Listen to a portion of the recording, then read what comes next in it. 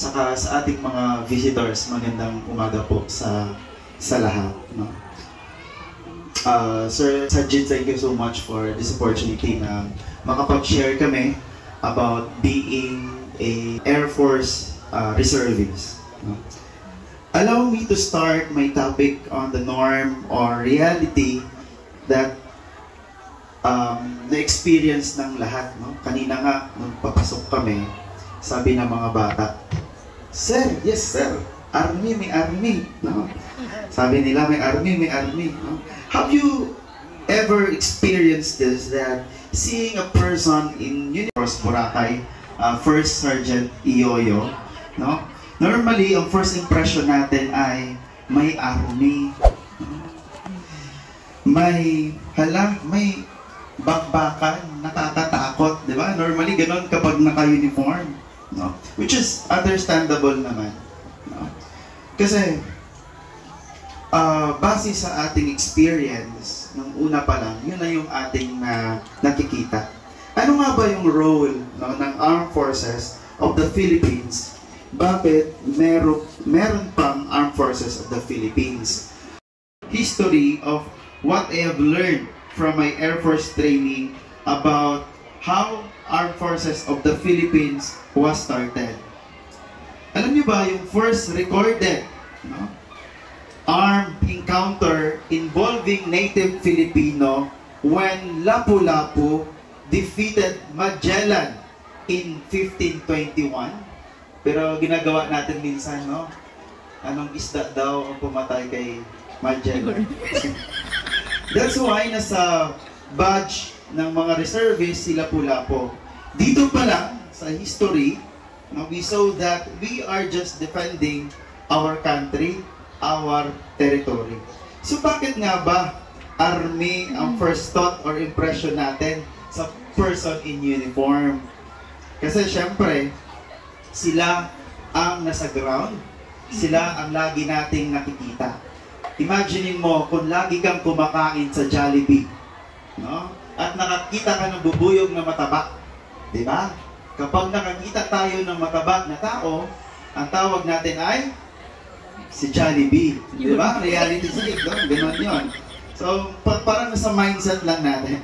In 1950, si Quirino, no, nag-issue ng Executive Order NR 359, no? Creation of 4 major services in the Armed Forces of the Philippines, namely Philippine Army, Philippine Constabulary.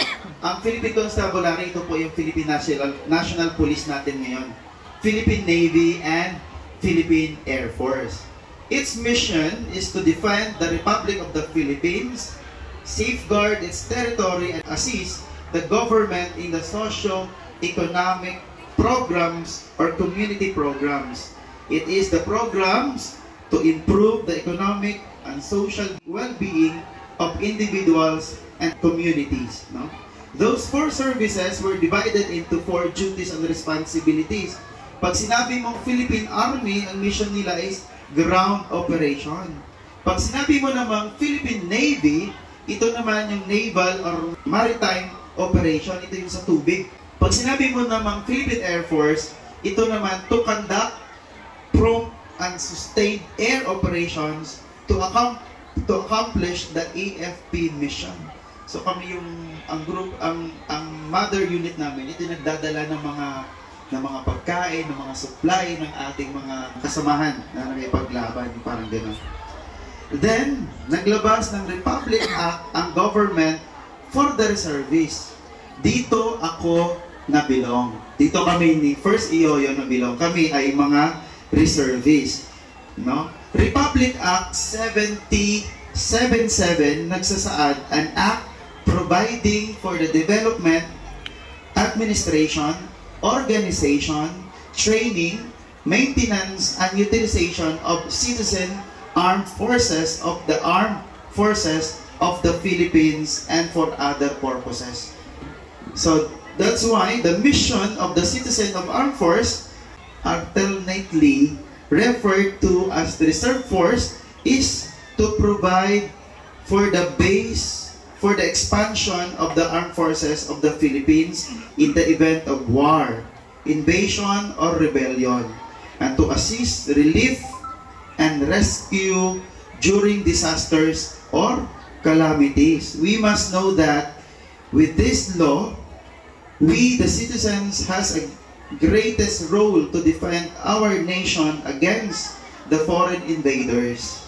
The strength of our forces will depend on our reservists to compose the 80%. No, ibig sabihin, ang reservists is dapat 80% and 20% will be composed of the regular, ito yung mga regular force natin, ng mga Air Force. Kaya, huwag nating sabihin reservist lang yan. Kasi napakalaki po ng role ng isang reservist. During peace, we, the reservists, also perform greatest role, most especially in the community service or assist in the relief and rescue operations during disasters and calamities or emergencies. So we are trained and equipped with knowledge to help. For example, during fire, during flood, may kailangan ng first aid, search and rescue, community service like feeding program, coastal cleanup, beach cleanup, or anything that can help to our community. No? Isa pa, yung katulad ng Brigada Eskwela. No? Thank you so much kasi partner na ng Philippine Air Force Reserve ang Yapak Elementary School para sa yearly natin na Brigada Eskwela. So we are here to serve the citizens. We are here to serve you, to give support to the community, not the other way around or threaten the community. So when we see wearing Air Force uniform, it means we are here to help those in need and for you to feel safe as we are friendly reservists and we are part of your family. Being part of the Air Force Reserve is fulfilling. Aside from serving the community, which also means serving our country, it is also beneficial kasi in times of disasters, the training experiences we gain will not only help other people but also our family. So as non-commissioned officer of Civil Military Operations of 52nd Air Force Reserve, I am here on behalf of my group saying you can count on us in times of difficulties. Huwag lang uutangan. Kasi siyempre kapag ang utang, difficulties din yun. So on behalf of our group commander of the 52nd Air Force Group Reserve, Major Alvin Matividad, Philippine Air Force, and the NNCOIC Flight Leader of 5250 Air Police Squadron Reserve, First Sergeant Richard Iyoyo, Philippine Air Force Reserve.